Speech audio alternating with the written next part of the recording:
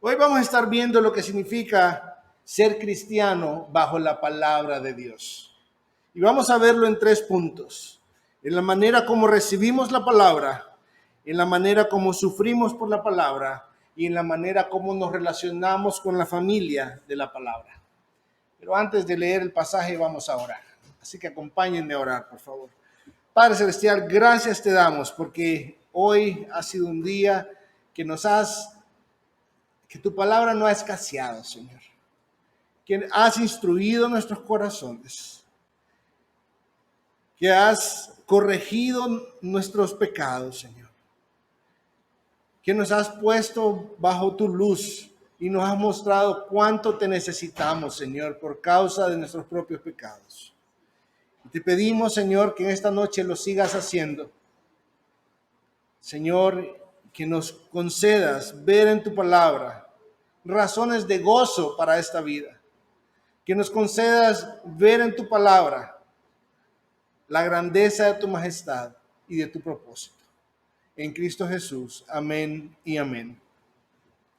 Vamos a leer el pasaje. 1 Tesalonicenses 2, desde el 13 hasta el 20. Dice así: por eso también nosotros, sin cesar, damos gracias a Dios de que cuando recibisteis la palabra de Dios, que oísteis de nosotros, la aceptasteis no como la palabra de hombres, sino como lo que realmente es, la palabra de Dios, la cual también hace su obra en vosotros, los que creéis. Pues vosotros, hermanos, vinisteis a ser imitadores de las iglesias de Dios en Cristo Jesús que están en Judea, porque también vosotros padecisteis los mismos sufrimientos a manos de vuestros propios compatriotas, tal como ellos padecieron a manos de los judíos, los cuales mataron tanto al Señor Jesús como a los profetas, y a nosotros nos expulsaron y no agradan a Dios, sino que son contrarios a todos los hombres, e impidiéndonos hablar a los gentiles para que se salven, con el resultado de que siempre llenan la medida de sus pecados, pero la ira ha venido sobre ellos hasta el extremo. Pero nosotros, hermanos, separados de vosotros por breve tiempo, en persona, pero no en espíritu, estábamos muy ansiosos, con profundo deseo de ver vuestro rostro, ya que queríamos ir a vosotros, al menos yo, Pablo, más de una vez, pero Satanás nos lo ha impedido. Porque ¿quién es nuestra esperanza, gozo o corona de gloria? ¿No lo sois vosotros en la presencia de nuestro Señor Jesús en su venida? Pues vosotros sois nuestra gloria y nuestro gozo. Esta es la palabra del Señor. Y lo primero que vamos a ver está en el versículo 13.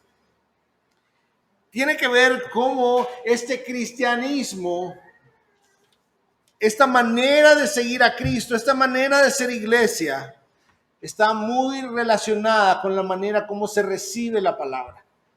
Y solo en este versículo 13 podríamos pasar unas 3 semanas, pero vamos a tratar de pasar solo unos 20 minutos, tal vez ahí, o menos.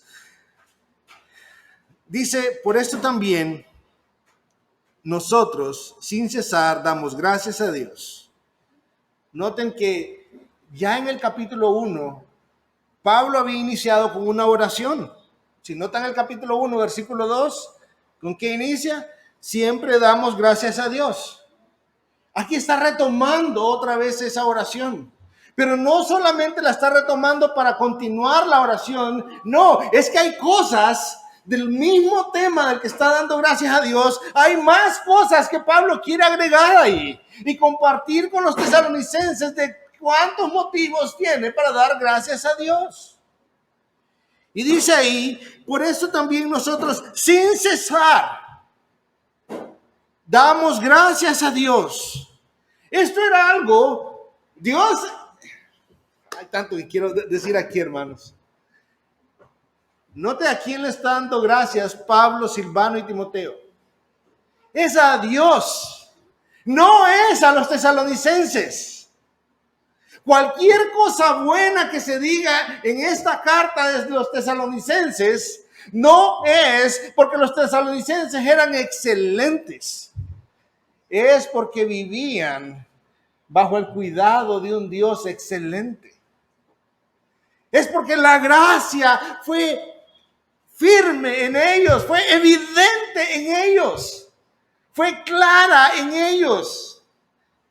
Ellos respondieron a esta gracia.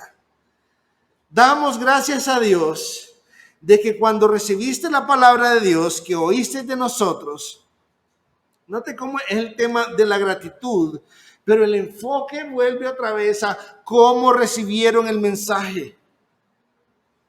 ¿Cómo recibieron el mensaje? Resulta que el poder del evangelio, hermanos, muchas veces caemos en errores graves, aun cuando ya lo sabemos. Y pensamos que el poder del evangelio está en nuestras habilidades. Pensamos que está en nuestras destrezas. Pensamos que está en nuestra astucia. No sé si alguna vez se han encontrado o han caído en el juego de que, y si me dice tal cosa, le voy por acá, y si me dice tal cosa, le voy por acá, y entonces acá, y lo voy a dejar acorralado hasta que diga que sí al evangelio. Y entonces, ¿quién es el que está convenciendo? Nuestra tarea es anunciar a Cristo. Y sí, tenemos que estar listos para dar respuesta. Pero no se trata de nuestra astucia. No se trata de nuestra habilidad de acorralar a la gente. El poder no está en nuestra habilidad. El poder está en el evangelio, en el mensaje mismo. El evangelio contiene el poder de Dios para salvación. Mis habilidades no contienen ningún poder de Dios para salvación. Por eso nuestra tarea no es sea habilidoso para proclamar el evangelio. Nuestra tarea es sea fiel en proclamar el evangelio. Esa es nuestra tarea. Ser fieles. No tenemos que inventarnos un nuevo evangelio. No, el mismo evangelio que Dios usó, el mismo evangelio que está aquí. Eso es lo que necesitamos para anunciar a otros. La buena noticia no provenía de Pablo. La buena noticia provino de Dios. Pero este Dios no fue él quien la anunció directamente. Usó a Pablo, usó a Silvano, usó a Timoteo y los usa a ustedes también. Es nuestra tarea. Sin confiar, no, es que mire, yo no puedo, no necesita poder. Necesita nada más anunciar lo que se le dijo a usted. No lo que nosotros le dijimos, lo que la Escritura dice. Lo que la Escritura enseña. No se trata de habilidades de oratoria. No. Si hablamos de habilidades de oratoria, aquí enfrente tienen el mejor ejemplo. El mejor ejemplo de persona con dificultades en oratoria. Pero no se trata de mis habilidades. Es el poder de Dios en el mensaje, no en el mensajero. Nuestra tarea es ser fiel. Ahora, cuando esta iglesia escuchó el mensaje por medio de estos hombres, note qué fue lo que ellos recibieron. Ay, Pablo, qué bonitas sus palabras. No, a mí me gustaron más las de Silvano, para serle franco. Eso no fue su reacción. Dice que recibieron el mensaje como palabra de Dios y no como palabra de hombres. Es que eso es algo fantástico en la palabra, hermanos. Que cuando la leemos, que cuando la escuchamos en un estudio bíblico, que cuando la escuchamos en una predicación, lo que está ahí es la palabra de Dios. Sí, siendo transmitida por medio de hombres pecadores, pero es la palabra de Dios. Y si al final de una predicación, si al final de un estudio, si al final de la lectura, lo único que yo puedo ver es palabras de hombres, estamos en problemas. Estamos en problemas porque es Dios hablándonos. En la Escritura es Dios hablándonos. Estos creyentes no salieron celebrando, ay, ese Pablo, no, es que aquí en adelante solo a Pablo, yo a esa clase con Silvano no entro. Es que Silvano, lo importante no era las habilidades de cada uno, es que era palabra de Dios. Dice, la aceptaste no como palabra de hombres, sino como lo que realmente es la palabra de Dios, la cual también hace una obra en vosotros. Note que no dice hizo. Es que cuando la palabra de Dios empieza a actuar en nuestra vida, ¿sabe? No va a parar, va a continuar. Recuerde cómo el mensaje del Evangelio fue descrito por Jesús mismo como una semilla que es tirada en diferentes campos. Y esta semilla, cuando cae en tierra buena, germina y crece hasta que llega al punto de dar su fruto. Pues es lo mismo con nosotros. No solo es que la semillita cayó, no, es que el Señor la trabaja en esa tierra, en nuestros corazones. Nuestra petición tiene que ser, Señor, quebranta este corazón. Prepara este suelo. Una de las razones por las cuales en la mañana cantamos antes de la predicación es precisamente eso. Es una petición a Dios que prepare el suelo de nuestro corazón, que lo are, que le pase toda la maquinaria que tenga que pasar para que venga a ser buena tierra, que reciba el mensaje de la palabra. Perdón, le está hablando el agrónomo ahora. Pero es Dios quien lo hace. Es Dios quien nos prepara. Y nosotros respondemos a eso que Dios hace. Fue Dios quien obró en estos tesalonicenses para que comprendieran que no se trataba de Pablo, que no se trataba de Silvano ni de Timoteo, sino del mensaje que estos hombres traían. Pablo, Silvano y Timoteo también eran conscientes que la obra que surgió entre ellos no era por causa de ellos, era por la palabra de Dios. Y saben, esto es importante verlo de ambos lados. Porque hay ocasiones que somos nosotros escuchando, pero habrán ocasiones también, hermanos, en que seremos nosotros hablando. Esta no es tarea solo del pastor o de los líderes de la iglesia. No, es de todos nosotros. La tarea de proclamar el mensaje del Evangelio es una tarea de todos nosotros.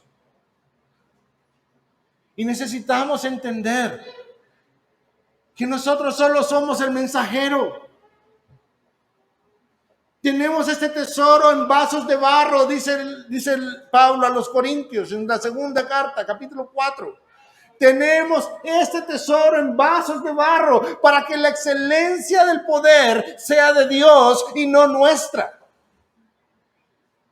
Es decir, cuando anunciamos el mensaje del Evangelio, nuestra intención nunca tiene que ser, ay, ese Josué que hoy está encendido. No. Nuestro propósito tiene que ser que cuando la gente salga diga, qué gran Dios el que tenemos. Qué gran Dios el que tenemos. Que a pesar de que fue Josué el que anunció, pero me enseñó, instruyó mi corazón, alimentó mi alma. Nuestra expectativa está en el mensaje de la palabra.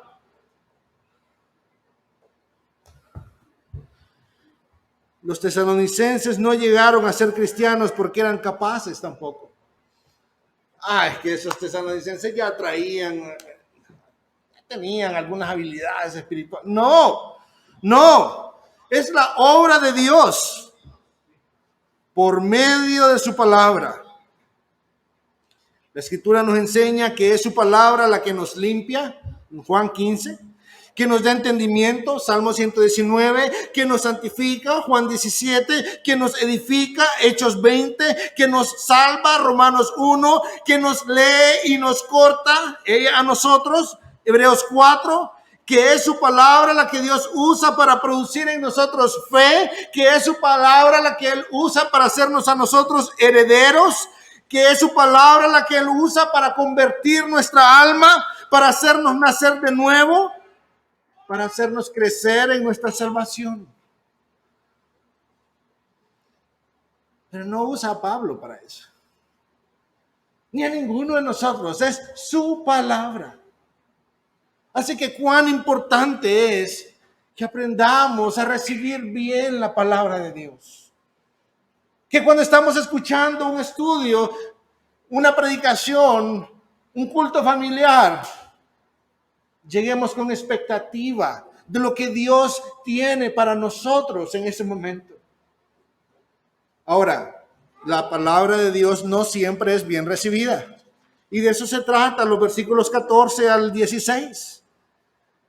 Habrán ocasiones, familia, en que la proclamación del evangelio no va a traer ese gozo en otras personas. Va a provocar oposición. Va a traer sufrimiento. Mire lo que dicen los versículos 14 al 16. Empecemos en el 14. Pues vosotros, hermanos, vinisteis a ser imitadores de las iglesias de Dios en Cristo Jesús que están en Judea. Es decir, iglesias judías.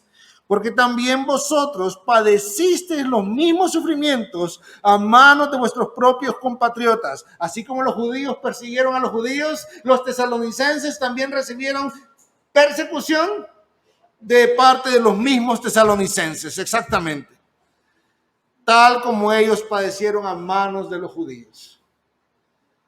No, nosotros no tenemos que esperar de que sean fariseos los que nos vengan a perseguir aquí, o saduceos. No, es que la persecución va a ser muchas veces dentro del mismo hogar, dentro de la misma familia, dentro del mismo lugar de trabajo, dentro de la misma institución educativa. La persecución va a venir, las dificultades van a venir, la oposición va a venir con aquellas personas que escuchen el evangelio y que no logren ver con gozo el mensaje de Dios. Vuélvanse por favor al capítulo 1, versículos 5 y 6. Dice, pues nuestro evangelio no vino a vosotros solamente en palabras, sino también en poder y en el Espíritu Santo y con convicción. Cuando no es así, ¿sabe cuál va a ser el resultado? Oposición. Gente molesta, gente ofendida por el evangelio. ¿Cómo sabéis qué clase de personas demostramos ser entre vosotros por amor a vosotros? Y vosotros, miren lo que dice el versículo 6 del capítulo 1.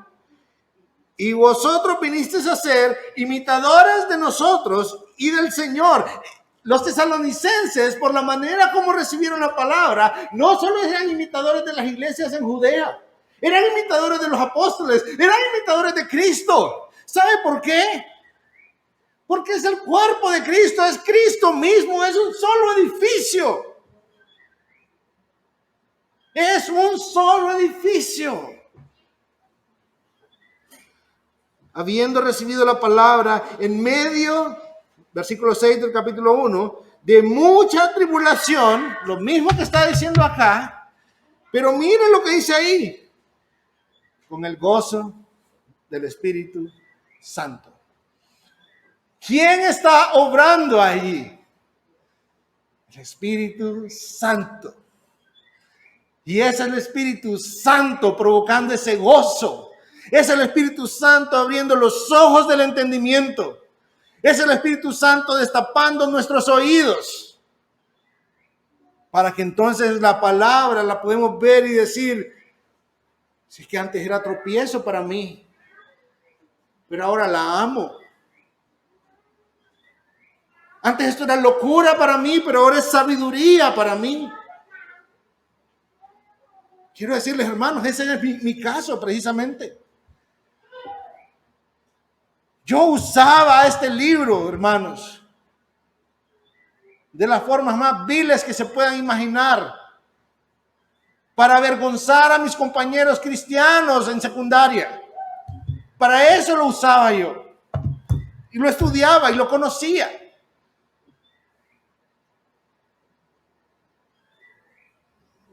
Y lo torcía a mi gusto.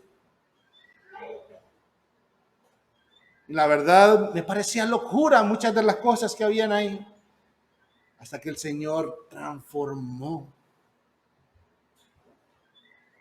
No fue mi capacidad. Como no lo ha sido con ustedes tampoco. Es el Espíritu Santo ayudándonos, cambiándonos, transformándonos para encontrar aquí gozo. Y es por ese gozo precisamente que podemos afrontar toda esta oposición y seguir adelante. Por ese gozo que pesa más que la tribulación. Ya que queríamos, dice el versículo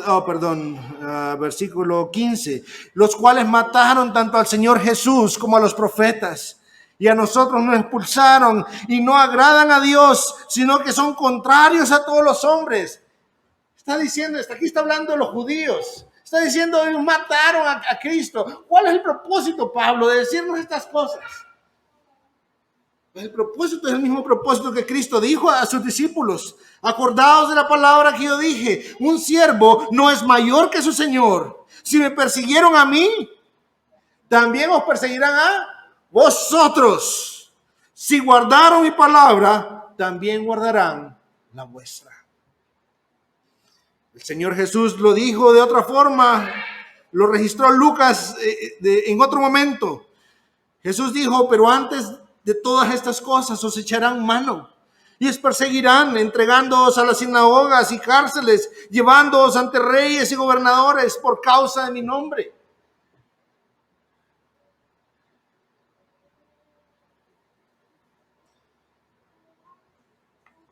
Pero en los últimos 50 años no hemos sufrido persecución. Tal vez nosotros no. Y tal vez la necesitamos un poco.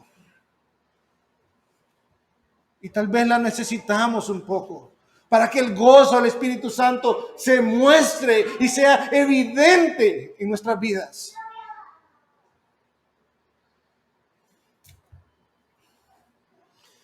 (16) ¿Qué hacían estos hombres? Impidiéndonos hablar a los gentiles para que se salvasen. Con el resultado de que siempre llenan la medida de sus pecados. Creo que la primera parte es muy fácil de entender. La segunda es la que puede causarnos un poco de... ¿A qué se refiere con que siempre llenan la medida de sus pecados? Génesis 6:3. Estuvimos hablando de esto con los hombres hace algunas semanas. El Señor dijo, no contenderá mi espíritu para siempre con el hombre, porque ciertamente él es carne. Serán pues sus días 120 años. ¿A qué se refiere con esto de resultando que siempre llenan la medida de sus pecados? Es que colman la paciencia del Señor. Colman. Siempre llenan la medida. ¿Sí? Se les va a tolerar hasta acá, 120 años. ¿Y qué pasó en 120 años con Noé? ¿Cambió la gente? No. Vino el diluvio y se los llevó a todos. Llenaron la medida de su pecado. No se arrepintieron. Lo mirábamos hoy en la mañana. Llenaron la medida de su pecado. No hubo arrepentimiento. Cuando Dios está hablando con Abraham, en el pacto con Abraham, y ya le ha dicho que su pueblo va a ser llevado esclavo a Egipto, su descendencia. Dice que no van a salir. Escuchen lo que dice. En la cuarta generación ellos regresarán acá, porque hasta entonces no habrá llegado a su colmo la iniquidad de los amorreos. Hay un límite, hay un tope, hay un colmo, un punto en el que no más el juicio viene, y es justo lo que nos dice el Señor acá. Con estos hombres, nuestra confianza está en que el Señor sabe cuándo. En Apocalipsis capítulo 6 está la visión de estos hombres que están bajo el altar diciendo: ¿hasta cuándo? ¿Hasta cuándo vas a vengar nuestra sangre? Va a llegar un momento. Va a llegar el momento. Pero eso es del Señor. Eso es del Señor. Lo cierto es que es cierto, no hemos tenido persecución, pero ¿cuál es el propósito de decirnos esto entonces? Para que cuando vengan no nos extrañemos. Para que cuando vengan no nos agarre desprevenidos. No, el Señor ya lo había dicho. El Señor ya nos lo había advertido.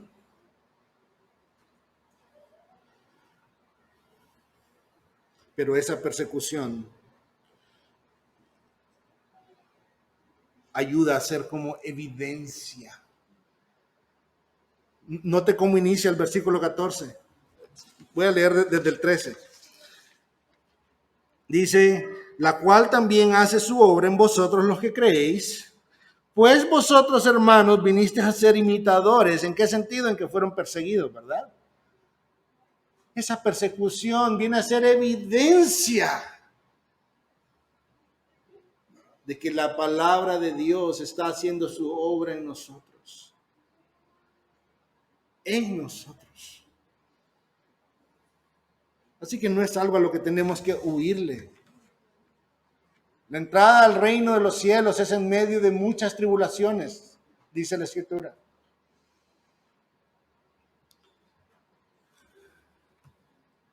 Versículo 17 hasta el 20. Pero nosotros, hermanos, separados de vosotros por breve tiempo. Aquí lo que va a hablar es esa relación que había de familia. Si recuerdan, la semana pasada Pablo dice: ustedes eran para nosotros como hijos, nosotros éramos como padre, como madre. Pero en un momento dice: vinimos ante ustedes como niños, dice. Y ahora él viene y dice: pero nosotros, hermanos, separados de vosotros por breve tiempo, estábamos en persona, pero no en espíritu, estábamos muy ansiosos, con profundo deseo de ver vuestro rostro.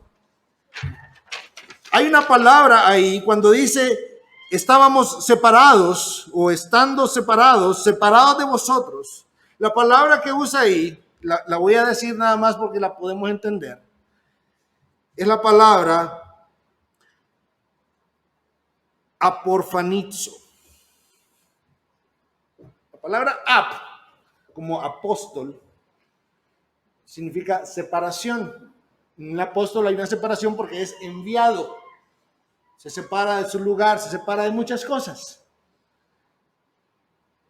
Aquí es implica separación. Y la palabra orfanizo, ¿a qué le suena, familia? A orfanato, un lugar de huérfanos. Y lo que está diciendo Pablo ahí es: pero nosotros, hermanos, nos sentíamos como huérfanos sin ustedes. Note que no está diciendo como padres que perdieron a sus hijos, no, como nos sentíamos como hijos que perdieron a sus padres. Está hablando de, nos sentíamos como niños con una gran necesidad de encontrarnos con aquellos que nos amaban. Así de estrecha era la relación, así de estrecha son las relaciones en el Evangelio. que hay amor, hay necesidad, hay deseo de estar juntos. Y dice, estamos con ustedes en espíritu, pero lo que deseamos es verlos. Y eso nos tiene que ayudar a pensar, familia. Sí, es cierto, a veces hacemos cosas en línea, pero nuestro deseo es que eso termine pronto. Nuestro deseo es que eso pase porque no hay como estar con ustedes.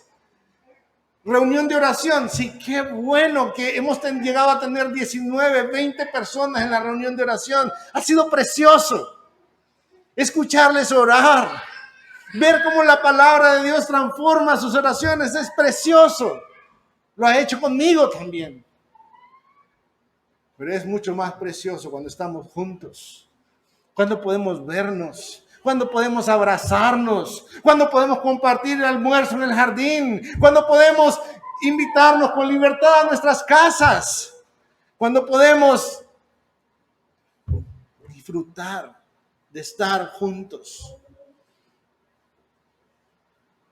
Y ese es nuestro deseo también, hermanos. Porque en estos tiempos hay momentos que nos sentimos así, aporfanizo, apartados, separados. Pero en nuestra oración que Dios nos conceda volver a estar juntos como lo estábamos antes. Y Pablo dice, ya que queríamos ir a vosotros, y luego Pablo hace una aclaración. ¿Por qué hace la aclaración? Porque recuerden que la carta le está escribiendo Pablo, Silvano y Timoteo. Y entonces él dice, por lo menos yo, Pablo, en más de una vez, él quiso ir varias veces, pero a alguien se lo impidió. Dice que Satanás se lo impidió. Satanás no solo tiene interés en que el evangelio esté oculto del no creyente. Satanás también tiene interés en estorbar las relaciones de familia entre los creyentes. Y a veces nosotros no valoramos las relaciones.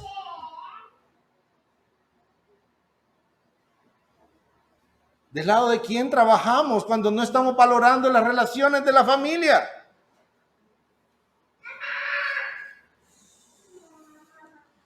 Termina el pasaje diciendo, porque ¿quién es nuestra esperanza o gozo o corona de gloria? ¿No lo sois vosotros en la presencia de nuestro Señor Jesús en su venida? Pues vosotros sois nuestra gloria y nuestro gozo.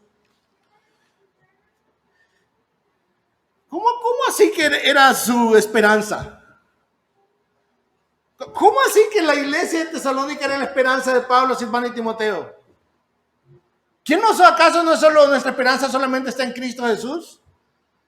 ¿Por qué está diciendo estas cosas Pablo? Con razón Pedro dice que Pablo escribe cosas difíciles de entender. Pedro también. Pero es que él mismo nos lo dice ahí. Claro que podía ser su esperanza, claro que podía ser su motivo de alegría, su motivo de gozo, su motivo de gloria, por lo que ya dijo ahí antes. Es que es Dios obrando en ellos. Es que no es por quién son los tesalonicenses por sí mismos, es por quién son en Cristo Jesús. Es porque es Dios haciendo la obra en ellos. Claro que es esperanza para Pablo, Silvano y Timoteo, como lo es para cada uno de nosotros cuando estamos viendo en el otro la obra que Dios está haciendo. Esas palabras que me dijo Héctor el otro día fueron de ánimo para mí. Claro que puedo decir, Dios usó a Héctor. Dios lo hizo. Pero nos usa a nosotros. Nos usa a nosotros. Y quiero decirles, como pastores, nosotros también los necesitamos a ustedes, hermanos. Somos un cuerpo. Y nosotros no somos la cabeza es Cristo Jesús. Nosotros somos un órgano más.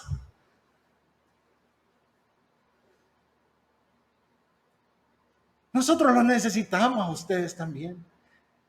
Necesitamos sus oraciones también. Y queremos orar por ustedes también.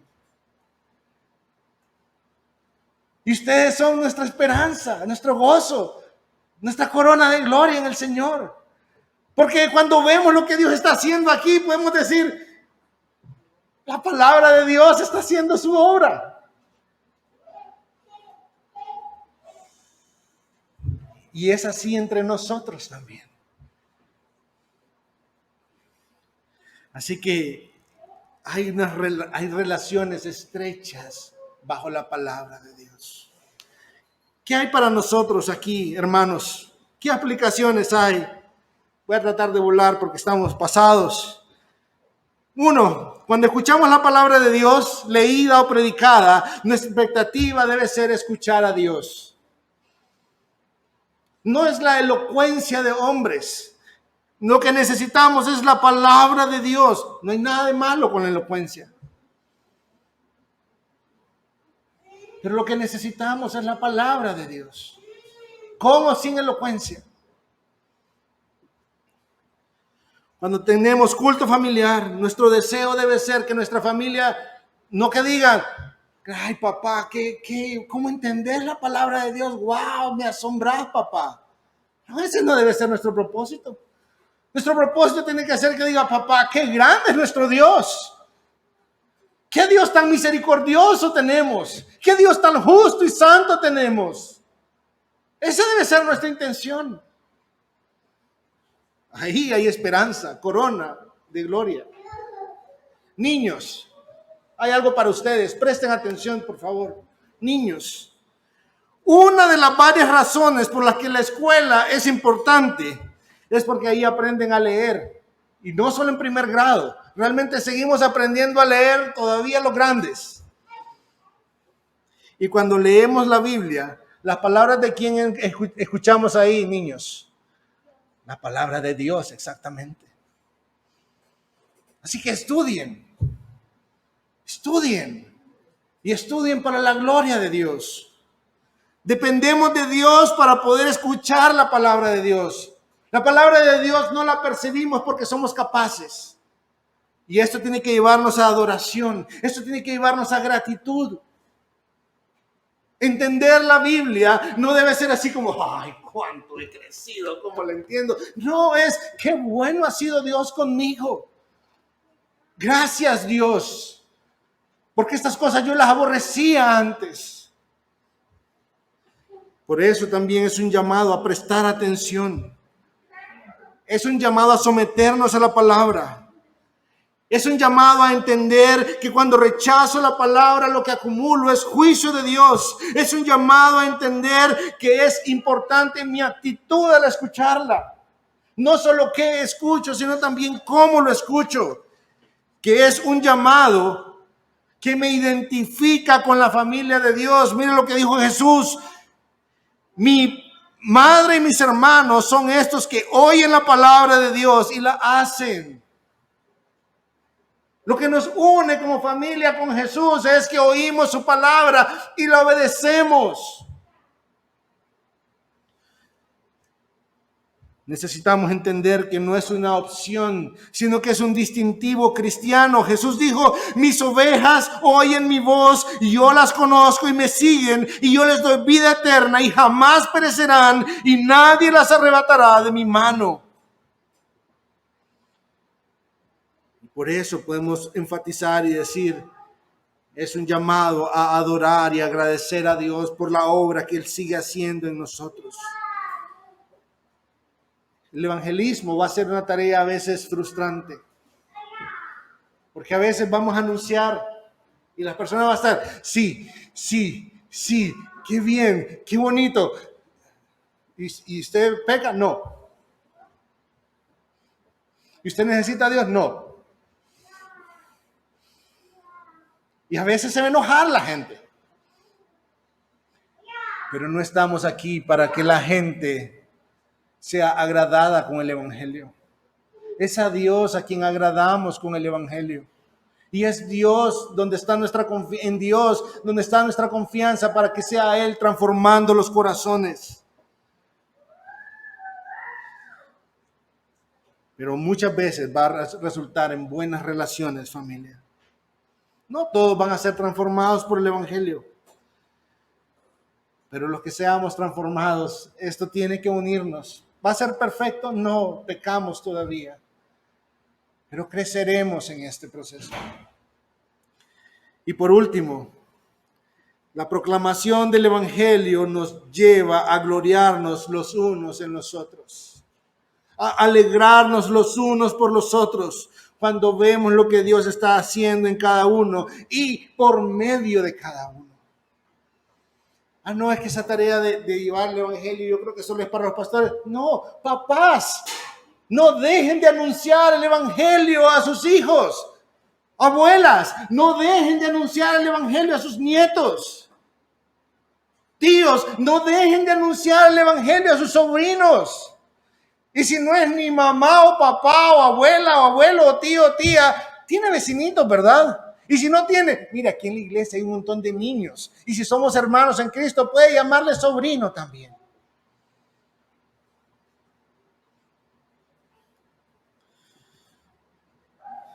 Jesús oró diciendo, yo ruego por ellos. No ruego por el mundo, sino por los que me has dado. Porque son tuyos y todo lo mío es tuyo y lo tuyo es mío y he sido glorificado en ellos. Lo que el Evangelio hace en nosotros es para gloria de Dios. Acompáñame a orar, familia. Gracias, Dios, te damos por tu palabra, porque es viva y eficaz. Gracias te damos por el Evangelio, Señor, porque es lo que tú nos diste. Es con lo que tú nos transformaste, Señor. Gracias te damos, Señor, porque no lo merecíamos. Gracias por Cristo Jesús, a quien tú pusiste en la cruz, Señor. Gracias porque solo en Él encontramos esperanza para nuestras vidas, Señor. Gracias te damos por la familia de la fe que nos has dado, de la cual nos has hecho parte, Señor. Pero gracias te damos también porque es en el Evangelio donde nos concedes entender la grandeza de tu majestad, de tu bondad, de tu gracia, de tu santidad, Señor, de tu justicia. Concédenos hoy, Señor, poder disfrutar de ese gozo que tu palabra trae a nuestras vidas. En Cristo Jesús. Amén y amén.